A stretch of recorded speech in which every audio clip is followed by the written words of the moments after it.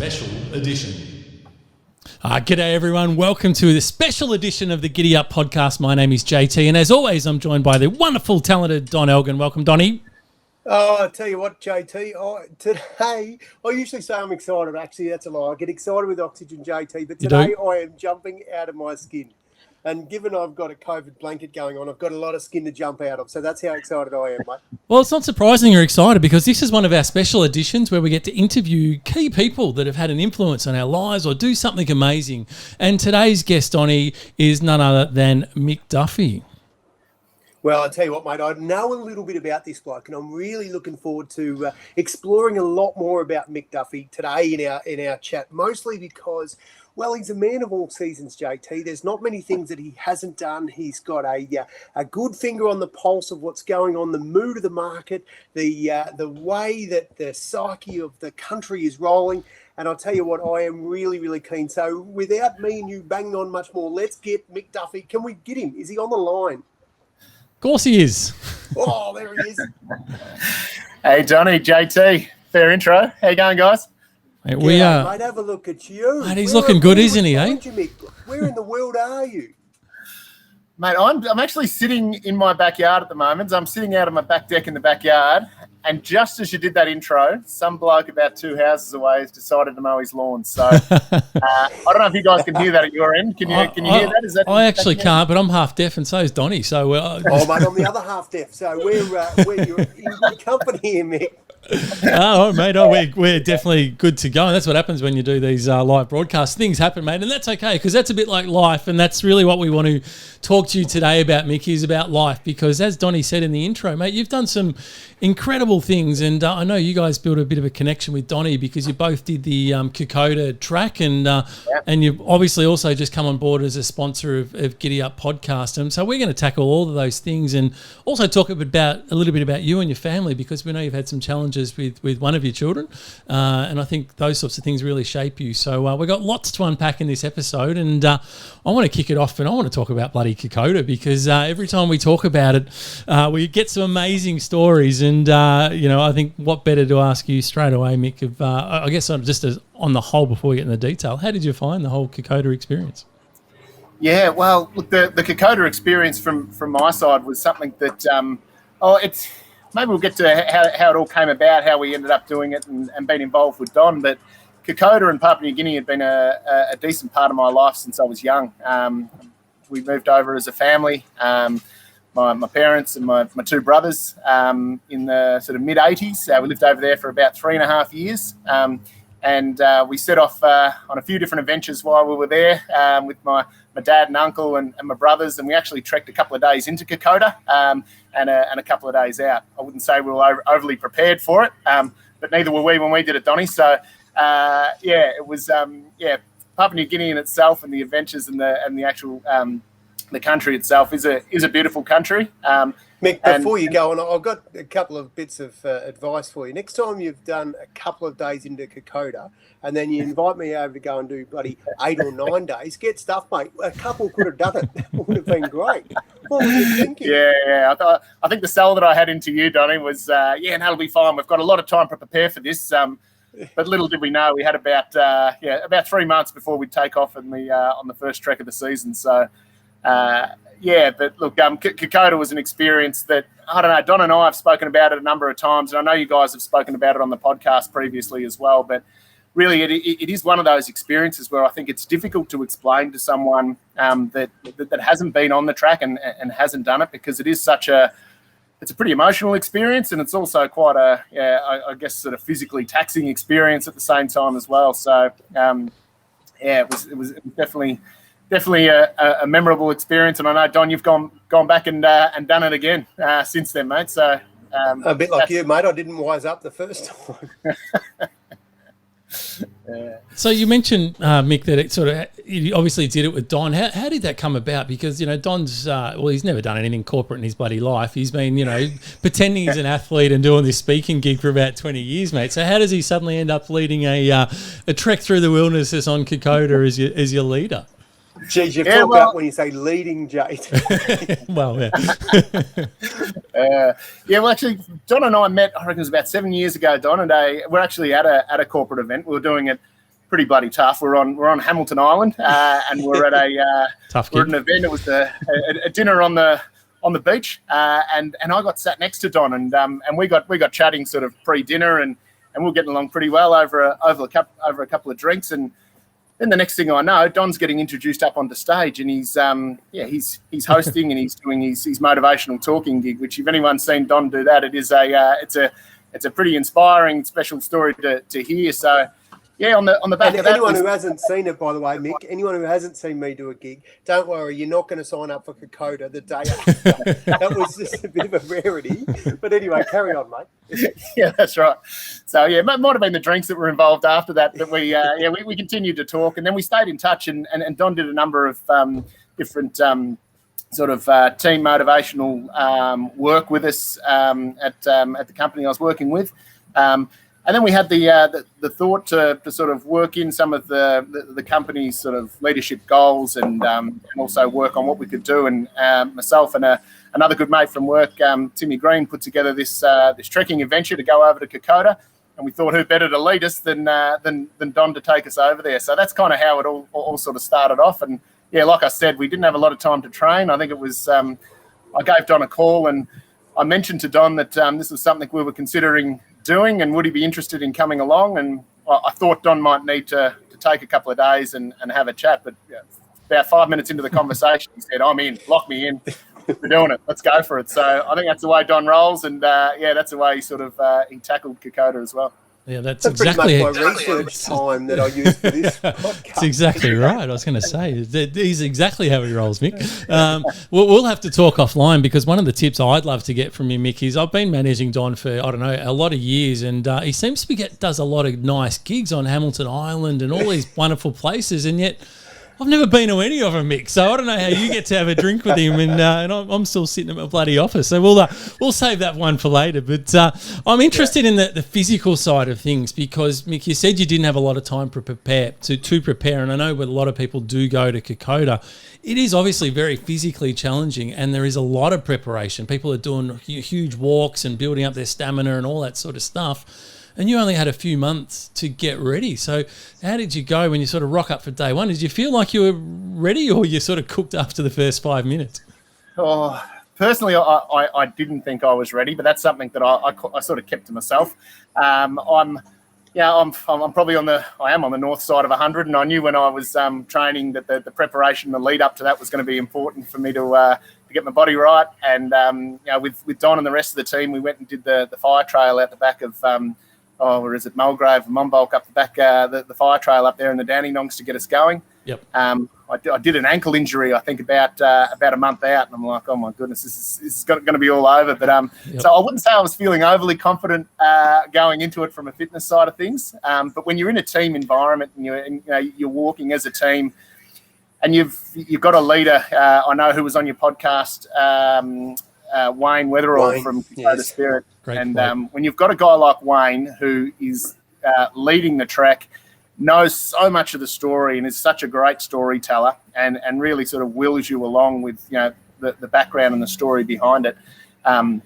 It's although the fitness wasn't there, it is one of those sort of things that you can just get dragged along by Wayne, his leadership, and Donnie as well. So yeah, interesting you say that, Mick. And I know what you've said is that obviously you went with Wayne and Kokoda Spirit, and they do a fantastic job in taking groups on. But of course, you engaged Don as your motivational leader. So it's just us now, Mick. I've just cut Don out of the conversation. Did he add any value at all? Come on. Well, look, part of the reason for Don coming along, we knew it was going to be. It was going to be we were going to have some good fun along the way. So we knew with having Donnie along the way, it was going to be fun. But we also knew that having him there was going to help us, motivate us get along. But it was. That is the politest way I've ever heard anyone say. And don't forget, we'll get the good parking spots out the front of the supermarket. That disabled parking permit you got, Tom. I know your agenda, mate. I'll tell you what, hey, Mick, on that too, we're talking about weight and how important it is to be reasonably in good nick. You want to drop a quick 10 kilo, mate, just have a shave. Have a look at that thing. That is a serious beard that you've got going on there, mate. That's impressive. Yeah, this sort of started off as I think when we went into our first lockdown, I didn't really have to shave or go into the office. It kind of started that way, and now we've gone through. We've just recently come out in Melbourne last week of another lockdown, so it's kind of it's hung about this beard. So yeah, who knows? It might be around for a bit longer. Hey, JT, Mick so kindly said in the last podcast, we had him on, of course, for the 12 rounds with JT and Donny. And one thing that really excited me, and you're sort of skirting around this, JT, you haven't let out with it, but the fact that we are putting our hand up, the GiddyUp Podcast, to go and do Kokoda, and you've been whinging and trying to get yourself little neck injuries and taking bits of your spine out and stuff. You knock it out of it. So how good is this that Mick's already put his hand up and he's coming with us, mate? How good is this? Sorry, mate. The line was breaking up there, Donny. I didn't quite catch anything that you said, mate. It's some technical difficulties. But speaking of that, have you pushed record, JT? I have pushed record, and you know, I think it's fair to say, and we've been honest with our viewers as we always are, that we actually tried recording this last week, and yeah, I stuffed up and forgot to hit record. So we're back doing it again, which I guess has given us an opportunity to you know, refresh our material and have another crack at it, right? Bingo. Excellent. Now, Mick, obviously you've had a fair bit of corporate career, and as you said, that was sort of what led you into doing into this. But that all finished last year in terms of your corporate journey, while you were still there and now sort of full time, you've really got into your own. Well, let's just say it's probably most guys' dream, your own beer company, mate. What's the go there? How did the Yarra Valley Big Cat Beer Company come about? Yeah, that's right. Yeah, well, how did it come about? Well, the Yarra Valley Big Cat Beer Company is something that we started up. It was me and two mates. We started it up about 18 months ago, and like a lot of good ideas, it started off over a few beers, talking about you know, what we thought we could do in a different space of you know, the beers and the branding and storytelling. So that's really where it kind of started off from, and from there we started to develop the brand, the story, and also get the beer right. And we launched about 18 months ago. So yeah, right. So when you talk about getting, sorry, mate, Donny, I was just go for it. I was just going to say to Mick, you just described the business case for the GiddyUp Podcast. A couple of drinks and a few good ideas, and we'll see how we go, mate.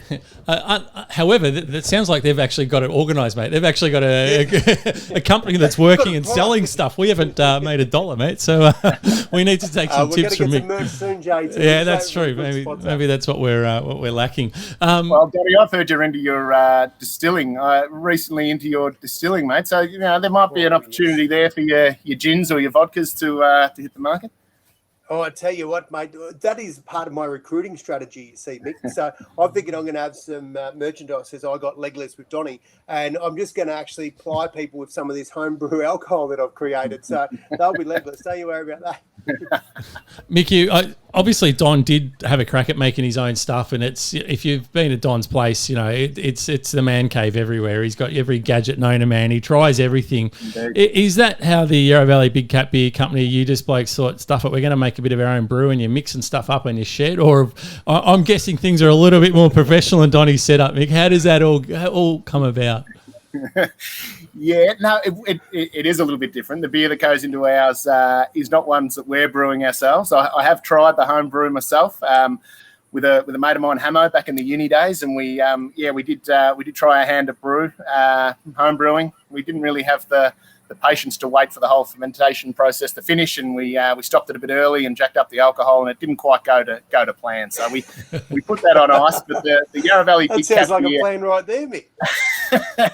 Yeah, there were a few sick people the next day after our launch party for that, so we decided to put that one aside. But no, we're rest assured we are not brewing the Yarra Valley Big Cat beer. It's brewed locally in the Yarra Valley out of Hillsville. And it's brewed in Watts River Brewery, which is the two head brewers who used to brew for White Rabbit Brewery, which is previously based out in Hillsville and was bought out by Lion Nathan about 4 years ago now. So they stayed on in Hillsville, and they really know what they're doing, and they brew up excellent beers, and they brew up our range of Yarra Valley Big Cat beers as well. Fantastic. So what's your PD, Mick? Do you just have to go in and do tastings every Thursday night, or how's that work? Yeah, that's my job title, professional taster. Getting the temperature right and ensuring that, we're all fine on that front. On a serious note, I guess obviously you've got the professionals that, as you said, do make the beer and they've got the right facilities to do that. Is your influence really around just the taste and having input into the different hops and all the sorts of stuff that you use to create the flavours that you're looking for? Yeah, well, really from our side, we know that that's their area of expertise as far as making great beer, and they've been doing that combined for about 25 years, making really good craft beers. So, we definitely did try a lot of different beers to find which ones we thought would be the best. Research, yep. Research. Yeah, we did a lot of that. Hope that was tax deductible too, was it? Yeah, we did keep the receipts, which we can remember. But yeah, I guess. Having the right beer is obviously really important, and we know these are craft beers, and we love our beers, but we know after drinking a few craft beers that they, you probably then switch back to what you know. So we wanted really easy drinking craft beers that can be sessionable, and that's what we've created with Yarra Valley Big Cat beer. But we also knew that we needed to have some really strong branding and a strong story behind it. So I guess the three of us that are in Big Cat, which is Dan, Bob, and myself, all bring, I guess, some different expertise into the branding and into the product itself. So, yeah, that's how it came about. JT, how good is that though? Like, you just think about the Big Cat Beer Company, right? And if there's anything more Aussie than having Dan, Mick, Bob, like this is a dead set Aussie beer right here, isn't it? It absolutely is. Tell me about the it's a long name, Yarra Valley Big Cat Beer Company. I'm assuming there's a bit of a story behind the Big Cat sort of reference side of things. How did you come up with the name? Yeah, look, it is a long name. When you're registering a business, you're worried that someone else might have the name. We're lucky on that front. No one else has got pretty the Yarra safe, Valley. I reckon. Yep. They run out of letters after about the first three words. But yeah, obviously where the beer's brewed is out there in the Yarra Valley in Hillsville, where a lot of great, produce and beers and distilleries are. So we wanted to leverage the name there, but also the Big Cat. So the Big Cat is all about this mystery and intrigue of these supposed big cats and panthers that roam the Australian outback. You've got the Otways panther, the Blue Mountains, and also the Yarra Valley panthers as well, and big cats with these sightings, which date right back to the late 1800s. So really creating that story around this mystery and intrigue. And we've teamed up with a few, a few professionals in this area, some boys called the Big Cats Victoria. These are two guys that have been in their 70s that have been on the trail of the big cats for about the last 30 years. So they are great to sit down and have a chat with, and the sightings and the reports that they get in about these big cats. And we're also linked up with another podcast, which is called the Missing Panther podcast. And yeah, there you see the hunt documentary. So there's a lot of interest in this story of the big cats and the big cat sightings out there in Australia, and we're sort of leveraging that story through our brand and our naming. I love it. Have you seen a big cat, Mick? I have not. No, I haven't seen a big cat. But it's funny, when since starting this and we've been at different markets and had conversations with people, the amount of stories that I've heard of people that have had sightings, or know of someone, or have heard of someone that has had a sighting of these big cats out in the Australian outback is it's pretty staggering. But there's been no hard evidence of proof of a body, and it's always sort of grainy photos or videos that we see. So the mystery is still well and truly out there. Hey, Mick, JT's a bit of a pussy lover. Like, he's got the Oscar, who is he's got the most entertaining cat we've got on this podcast. Cool as all get up. Now, he has got history. Now, JT, have you seen a big cat? Because I think you've had a sighting, haven't you? I remember seeing something when I was a bit younger. Yeah, I grew up in sort of outback. I spent a lot of time growing up in outbound sort of Cranbourne way before it was what it looks like today, and it looks like just another bloody suburb these days. But it was absolutely rural back then. There was trees everywhere, and you'd build your cubby houses and all that sort of stuff. And I definitely remember seeing something big in the bushes, and it sort of ran off pretty quickly. And again, if I had a camera, it would have been grainy footage and trees in the way as well, probably. But yeah, 100%. I was with my stepbrother at the time, and we just thought, what the bloody hell was that, and have no idea what it was, but it was certainly not a domestic cat, and it wasn't. I don't think it was a tiger or anything, but it was big, whatever it was, and it moved pretty quick. So definitely. Does that count? Mate, there might be a spot for you at the Yarra Valley Big Cat. You never know. Now, speaking of Yarra Valley, you said you've co-founded it with a couple of mates. Looking at your website, I'll just quickly switch it on there for those that are watching the podcast, not listening to it. It's obviously very well put together. You've got some great imagery, the topography, everything looks really good, man. It's a very polished site, and the branding on the bottles and everything is really well done.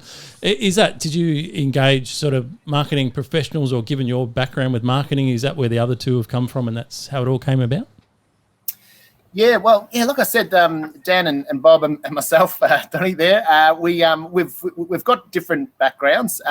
We are really good mates, but I guess we started off working professionally together. So we've worked together for about the last 15 years. Dan, who I've worked sort of closely with, and he's into account management, so sales and account management for FMCG brands and products into different sort of channels. So he's really good from the sales, and also gaining ranging of the product. I've also got my marketing background with the story and the branding behind it. As you referenced there with the website and the labels and everything we see from the imagery is through Bob, who owns and runs his own advertising agency called Rhubarb Creative. So it's definitely handy having I guess the three of us with bringing a bit of our own expertise to the table to bring the brand together for sure.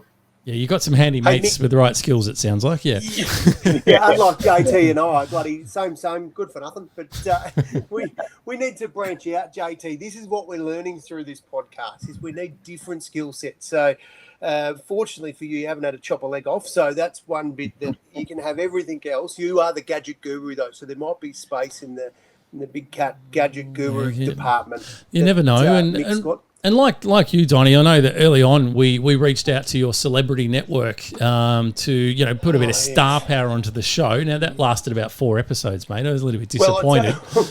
Yes, I know. I thought I had a little bit more I actually thought a couple of them would return my call, especially since I got their number from knocking on their bathroom windows. Anyway, back to Mick and far more important things. Now, Mick, I've seen those bottles. They're very, very impressive. Now, JT's got a few nicknames like the male model, and I see all your bottles have got, your beers have got different names. Can you tell us about that? Yeah, they do. Yeah, so we've got. Well, we started off with a core sort of 4 range, and now I think we've got about 6 or 7. But our names all link back to the big cats themselves. So we've got a legendary lager, we've got a fabled IPA, an elusive stout. We've also got a roaring XPA there as well, and a mysterious ale. So each of the names sort of have that link back to the mystery around these big cats. So as I said, it sort of it started out. We are in big bottles there, Dom. We're in 640 ml long necks, which you don't see around very often these days. But on brand with being big, we're available in the big 640 ml long necks in our range too. Yeah. And is there a particular order they should be sampled, Mick? Like, do you start with something a bit mystery and wind up with we're going to scratch your eyes out, or how's that go? I don't think there's a beer called we're going to scratch your eyes out. But anyway, how is it? Not yet. The big cat could scratch your eyes out, Donnie. That might be a new product for us in the future. But look, you can. I guess you can. Yeah, you can start wherever you like with our beers. There's different variations of alcohol. That legendary lager there is a mid-strength, and we sort of make our way up in alcohol content. That fabled IPA has got a bit of a kick to it. That's around 6.6%. So maybe you want to start with the lower ones to make your way up. I'd recommend. Now, I did speak about star power, mate, and I said Donnie's just, useless, really, let's be honest. But it looks like you guys know what you're doing. You've got Merrick Watts, I can see there. He's giving your brand a bit of a shout-out. How did that come about? Well, look, it came about as far as, I guess, just reaching out and seeing an opportunity, starting out and, doing this basically on the side. We've started to build it up a little bit more, but looking for opportunities to get those with a bit of influence, talking our brands up, and just reaching out to the likes of Merrick Watts, who I've been a big fan of since his Triple J days, and our beers are brewed out at Watts River, so there's a link there. And I know he's a local boy, grew up around Eltham way. So when he got back to us, he definitely heard of Watts River, and he played for the Eltham Panthers, which was all about that mystery of the Panthers up there. So we sent him a few beers, and he was good enough to give it a sample and share that on. So yeah, it's good. Well done, good work, Donnie. Well take played, note, mate. That's take where we're note. going wrong, mate. We haven't been giving our superstars anything. We've just said they've got a chance for a date with you, JT, and then you stuff that up and you take yourself off the market. So you're killing me. Yeah, sorry about that, but I am very happy. Thanks anyway for the. Now, obviously, when you start a beer company, as you said, you started with a few mates, and you often hear stories around, don't mix work and pleasure, and especially when you're building a brand, there's so much going on, right? As you said, you've got marketing, you've got sales, you've got websites, you've got production, you've got distribution, you've got all these different elements. Have you guys sort of butted heads on anything, or are you actually finding that because you've got a bit of history together, it's all gelling well so far? Yeah. Look, we definitely. I was sort of wary of that, at the start when we were sort of going into this with mates, and you hear that saying you shouldn't go down that path. But yeah, as I mentioned earlier, we'd sort of lived through that, and we'd been working professionally together, through different ways or forms for about the last sort of 15 years or so that we'd worked together. So I think we felt pretty comfortable and sort of respected each other on that front. Look, so far it's been we've kind of got our roles to play, and we have a debate every now and again. But yeah, so far it's working well, and I think it may be part of that is the fact that we became good mates through our work initially. So yeah. Yep, absolutely. Hey, Mick, just for a sec, just hang on a moment. JT, were you just using Mick to let me know that this is the end of us? Is that what you were doing? No, not at all. I mean, as much as you do hear, obviously, that mates in business doesn't often end well, but you also hear the opposite. And I think sometimes that's some of the most successful businesses. And you only have to look no further than the Atlassian guys in Australia who went from nothing to a multi-billion-dollar company who live next door to each other and are still best mates. Absolutely, it can be done. And I think because you've got a common grounding, if you all believe in what you're doing, I think that puts you in a really good position. And obviously when it comes to creating a good brand and a nice beer, it's a really good starting point, isn't it? Yeah, no, I think it is, and we love catching up, and I think we launched really in November last year, so we only really had a few months, and we launched into kegs, so we were trying to get ranging into bars and pubs and the like around Melbourne, which we quite successful with doing, and then all of a sudden COVID hit, and we needed to think a bit differently, so we then had a chance then to get together and work out what we're going to do over a few more beers, and we ended up putting our beers into bottles and delivering them where they went pretty well. They sold out there, so we thought, what next? So this is now sort of become a little bit more commercial, but yeah, it's definitely been fun doing it with mates as well. Yeah. So Mick, just on that, like we often take the piss on the GiddyUp podcast, which you're probably going to find hard to believe. But just for any young listeners out there, you said that when COVID hit, you went from kegs, you put it into bottles, and then you were out delivering. So were you guys the founders, like the people involved, actually physically out there delivering the beers? Yeah, we were, we were, and Mel, my wife, she was very handy at doing delivery. She'd work out the route that we needed to take and do it a bit quicker. I was a pretty bad Uber driver when I was doing my deliveries. I'd sort of start the furthest point away and then make my way back. So we were delivering them. We were delivering them in big 2-litre growlers at the start that we were emptying the kegs out of, and then moving into the long necks, and they were pretty popular during lockdown, Donnie. People probably didn't in those initial lockdowns when they were getting a big 2-litre growler delivered on their door. We were finding we were picking up the empties a few days later and delivering them full again. So it mightn't have been a bad way for us to start.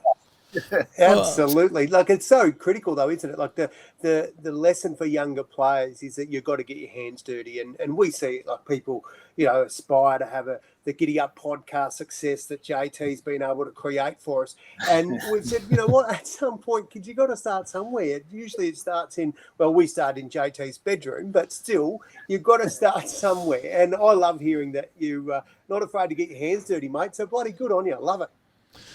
No, I agree. Well done, and that's the truth. Most businesses start with a lot of bloody hard work and not much luck. It's all, they're saying the harder I work, the luckier I get, right? And I think that's the case. But as you would know with any brand, at the end of the day, especially for you guys, it ultimately comes down to the product. The best marketing in the world. But if people taste your beer and it's crap, they're not going to buy it again. And so I think it's a really good sign that obviously you've now selling your beer over multiple formats, if you like, and uptake is continuing, mate. So it sounds like you've got something right. I'm not a huge beer drinker, as you know, but I think it's clearly the evidence is there that what you've actually done and the time you put in and the people you've engaged to make the beer, it's all heading in the right direction. JT, when you got a gold sponsor of the GiddyUp Podcast, who's a beer manufacturer, I love beer. We become beer drinkers, my friend. Love beer. Love it. In fact, the only beer I ever drink is the Yarra Valley Big Cat Beer Company beer. I have a beer, that's my beer. It's my go-to beer every time. True story. So we say we're our number one customer, the three of us, which we probably are still at the moment, but hopefully that changes then. Well, that's true. And I guess if you're not drinking your own beer, then that's probably not a great sign, is it, mate? So that's actually probably not your best marketing. It's good to hear. Now, aside from from doing Kokoda and working corporately in marketing and launching your own beer brand, you're also a dad of three. Yes, I am. I'm a dad of three. Three children. My daughter Emma, who's 9. My son Tom, who's 6. And little Max, who is 3, who's sleeping at the moment. He could storm in and make a guest star appearance at any point, so beware of that. But father of 3, and that's why I'm sitting outside at the moment. Actually, to try and it's the quietest place apart from this. I hear. I hear. The lawnmower has stopped at the 30-minute mark, so that's good. Maybe we can hear the rest of the podcast now. Mate, you need to go and give him a beer and stop him, get him off the lawnmower. CJT never stop working. I like that. Yeah. Now, I know you've been quite open about your eldest daughter, Emma, and she's had some difficulties growing up. So I'd love to sort of share that story because I think it's quite remarkable. Not just sort of, I guess it's quite a rare disease that I'm sure you're going to tell us all about, but obviously just how much hard work that is as a parent. And, I'd love to sort of talk about that and how you've actually coped with that side of things as well. Yeah. So, Emma, as I mentioned, she's our oldest child with my wife, Mel, and I. That was our first child that we had. When Emma was born, on about day 2, we knew something might have been up. She started having some seizures and was rushed to the Children's Hospital on day 2. And we spent a lot of time in the Children's, and we have spent some long stints in there with the condition that she was diagnosed with later on down the track, called Sturge-Weber syndrome, which is a very rare neurological condition. It presents physically with a birthmark, Port wine stain that covers the face most commonly, and that Port wine stain birthmark can also cover eyes and the brain as well. When it covers the brain, it comes with some complications through seizures and development, and the eyes comes with some challenges with glaucoma. And Emma's condition is bilateral Sturge-Weber. So she has the rarest form of the condition where the birthmark is on both sides of her brain and on her eyes as well. So, she's one tough girl, and she's been through a lot in the 9 years that she's been with us. But it's definitely been a big learning curve for Mel and I, understanding what's involved with the condition and how we can best care for her for sure. Absolutely. Mick, when she was born, you said the port wine stain, she's got bilateral on both sides of her brain. Did she have the port wine stain on her face as well? Yeah, she did, yeah. So her port wine stain covered, about 70% of her face. And initially we thought it was bruising, and, you hear about what else it might be. And then you start to draw your own conclusions by going to Google, and that's probably just common, or probably the natural way to go. But you start to learn about different things, and Sturge-Weber is what we started to learn about, and eventually what she was diagnosed and what we live with. How did you go? I mean, I've got 2 children, and it was there for the birth of both, and I know Donnie's similar with his kids. It's an incredible experience, as we would know as fathers. We do bugger all. Obviously, the women are doing all the hard work. They're having high fives, beer tasting. Yeah, that's right. I actually nearly fainted in the second time. I did faint. Yeah, it's very common apparently. But back to this. So you've obviously, when Emma's born, you've sort of, I guess, physically you've looked and gone, okay, something's not quite right. What you sort of always picture in your head, what you're going to meet 9 months later. It just would have been, it's tough enough when you have a child. What was sort of the words? Terrifying would be what I would probably use to describe going, oh my God, what's going on, and helplessness, and I don't know, and can anyone tell me something? It would have been incredibly confronting for both you and for your beautiful wife. Yeah, it was. Yeah, like I guess when you have your first child, it's a bloody big learning experience in itself, and then from I guess for the experience that we obviously had with not knowing, and I guess not having the answers, and not quite knowing what was next, and spending quite an extended amount of time in hospital after the birth was was one of those things that it was tough. I bet. Sorry, Don. Did you did Mel go through a blaming exercise? I remember when I was born, a couple of bits missing the likes. Mum, she there was a fair bit of, this is my child, I'm responsible. Like, was there any guilt associated with you or Mel, or how did you process that? Because it's clearly, you don't want to say anticlimax, but it's certainly not what you're expecting when you rock up to the birth suite, is it? Like you got plans, and this flips the plans on their head. So how did you emotionally cope with that? Like I said, it was probably one of those experiences as a new parent is always challenge. And then I guess when you're dealing with your child not being well, you do look for answers, and you're looking for answers as to how this has come about. And there were no signs of that during the pregnancy, and it is just one of those, I guess, really rare, random conditions that can come. So we definitely had some hard times at the start, coming to understand what it was, and coming to learn and live with the condition. The initial stages were they were pretty tough. And tell me, mate, you said you've got obviously Tom and Max, the boys. Yep. What happens? What happens when you're obviously looking at Emma? Incredible amount of hard work and patience goes into raising a child with needs. There's no question about that. Special needs is draining on families. Did you consider, what, this is it for us? Did you contemplate? No, it's without question we're going to have more kids. What went through your head then? Yeah, look, we initially, when we're spending so much time, with doctors and specialists, and also in the hospital, and ambulance trips, and it was all consuming, and we didn't think we'd be able to have more children, but we reached out after a while to understand if there were others living with this condition. There's nothing specifically set up in Australia. It is quite rare. We know of about a dozen families with Sturge-Weber, dealing with Sturge-Weber in Australia. I'm sure there's more. That's all we know of. But we reached out to an American Sturge-Weber Foundation who put us in touch with a couple of families, and we're fortunate enough to have a family come down and meet with us and have dinner, and that had some other kids, and it sort of opened up our eyes to know that it is it's possible. So we're so glad we obviously did. We've got Tom who's 6 and Max is 3.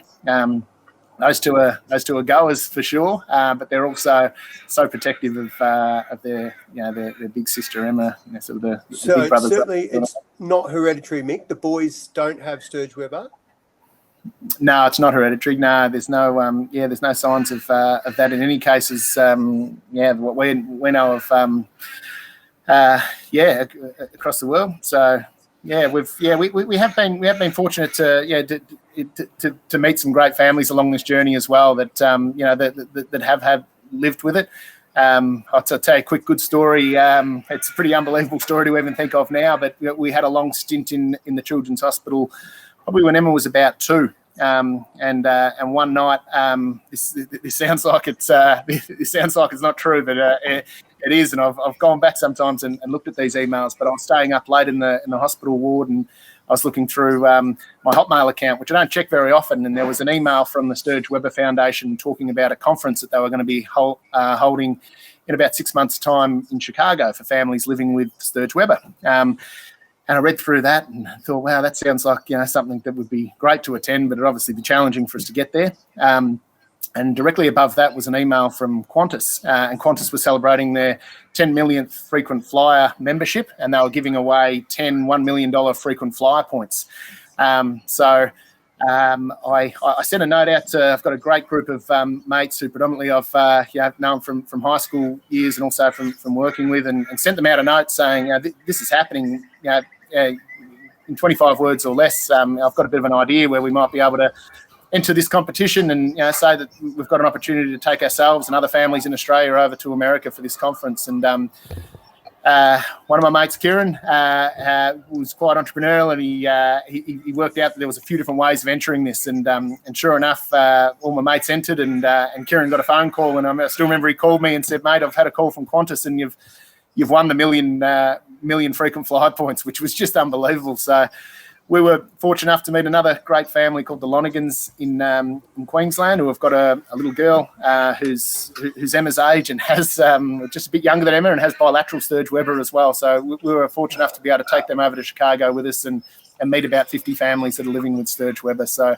for us, that was a game changer, and to see that the different ways and different stories and the others out there that are living with it was just awesome. We hear a lot of crap about the internet and some of the junk that is around there, including the GiddyUp podcast. But it's awesome to hear some of the good that can happen out of the website, and not only that, just your mates all kicking together, and what a great outcome, and to make that connection, the personal connection with others going through it, no matter what your condition, I just think is just obviously so valuable, and that's, I guess, given you the confidence to go forward, and you've now got two beautiful sons to join your family. I want to ask, how's the progress of Emma now, 9 years in? Sort of, how's she travelling?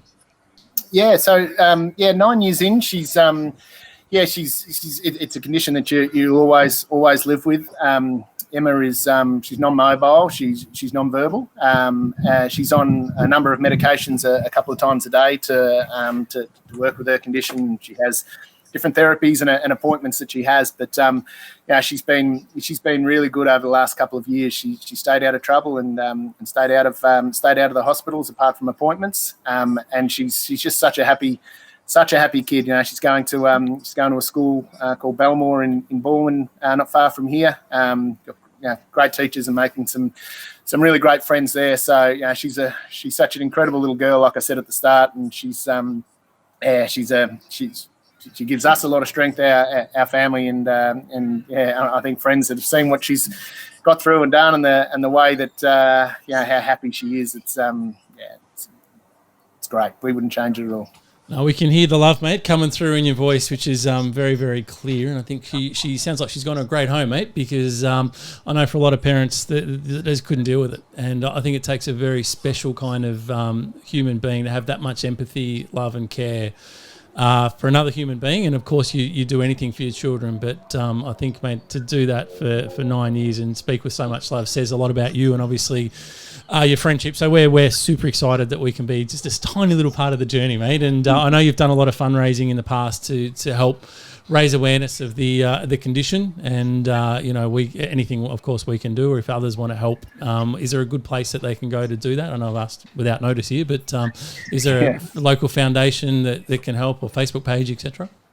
Worst case scenario, Mick, I've got a bank account. We can just use it. That might be the way. Well, look, when Don and I did Kokoda, my wife and I, Mel, did start up this Grace of Emma Duffy Foundation, which was a way of being able to, part of walking Kokoda was raising these funds for families that are living with the condition in Australia, and that was just added another element to the trek. And my mum, along with some of her close friends, and my dad, have done some great fundraising with various events and dinners that they've ran. So we've got a great support network with our family, my wife's parents, my parents, my brothers and mates as well. So there's there's a heap of support out there, which is great. And I think you talk about Kokoda, and you mentioned it before, JT, about the experience of walking that. And I think I might have mentioned it on the trek, Don, that you walk into those places where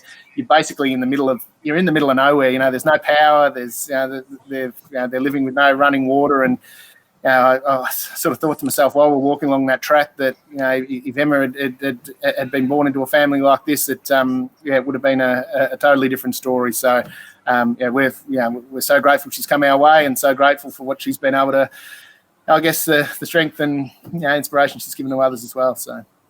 Absolutely, mate. And you talked about your mum and dad, Pete and Rita Corset, recently celebrated their 50th wedding anniversary. That's right.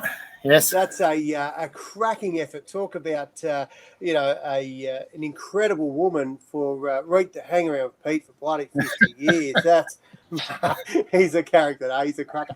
Good on him, mate. That's awesome.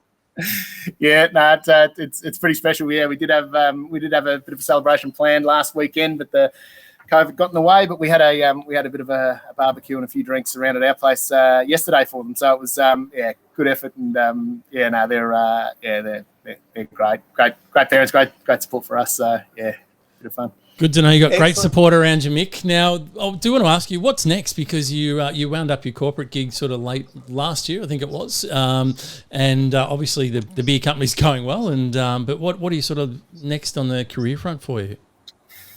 Yeah, so look, I've worked in the corporate game for about 15 years in marketing, and towards the end of the last year, my role became redundant after 15 years, and as a result, I became redundant as well. So it's been a bit of sort of strange feeling, finding myself not working since that period in December, and having a bit of a think about what to do next. The beer's great. We're really enjoying the beer, as I mentioned, with the tasting, but also with the marketing and also the sales side of it. It's something we'll definitely continue to do. It's probably not something to do full time just yet. But yeah, after a fair bit of consideration, Mel and I have decided only just over the last week or so to try our hand at going out on our own. Mel's got a marketing background as well. She's been a buyer, fashion buyer, and also a book buyer for Borders. And obviously, when Emma was born, and also the other kids, she's put her career on hold to care for Emma and the kids. So we're using this now as a bit of an opportunity for us to try and give it a red hot crack of having a sort of marketing consulting business. It's a bit daunting, but it's also pretty exciting. So it's very, very new, and we're starting out, but fingers crossed we can make a go of it. Hey, Mick, tell Mel, stress not, mate. I have got a shitload of books left over. So if she's still in the book buying industry, I've got a few for her to buy. Yes, I will let her know that. 1 foot on the podium, 1 foot beyond the podium, Donny. We'll get him back out there. Another print run. Nice he never work. Stops working. This is he's good. He's smooth, isn't he? Not even a segue that I was holding up for you to get that plug in either. Thanks. If only we knew some people, Donny, that were great at marketing could help us with our show. Well, I'll tell you what. And I'll tell you, can you imagine the initial meetings, JT? Of course, I'd have to start off the same way as the Big Cat Beer Company started. No doubt. It's over a few drinks. Over a few, yeah. But it sounds like it's got legs to me. So, look, me covered. All the best for the upcoming business, mate. It's very exciting when you launch your own business. You already know what's ahead of you. I guess having a bit of exposure with the beer company, that it is a lot of hard work, but it's also incredibly rewarding and incredibly exhilarating. So we wish you all the best for that. And of course, we'll as soon as you've got your website made and your branding, all that sort of stuff sorted, we'll give you a shout out on the show if people are looking for some marketing services. What better to reach out to yourself? We won't have to give him a shout out, mate. We're getting Mick on. He can bloody give himself a shout out. Well, this is very, very true. You'll be joining us most weeks to help give away some great prize packs, so people get to have a bit of a sample taste and make great marketing strategy. Clearly, Mick, because he knows that once they've tasted it, they're just going to be buyers for life. Hooked. So it's brilliant. Hooked, brilliant. Mate, hooked. That's why how we are, JT. Hooked. Yeah, well, I'll use other words to describe us. That was probably not one of them. So, mate, thank you so much, Mick, for joining us. I know as much as we laugh and say, mate, you're unemployed and what are you doing? You're a bum all day. The reality is, mate, there's a lot going on with a beer company, launching your own. You've got 3 kids that you're trying to manage as well. So I really appreciate you taking the time out again to record this with us. JT, Tony, really appreciate it, guys. It's been a lot of fun. Thanks a lot. Oh, you're a champion, mate. What a superstar. How lucky are we, JT, to have the great Mick Duffy join us for a in-depth special edition, mate. That was awesome. Thanks, awesome, mate. Thanks, Mick. Good on you. See you next time, everyone.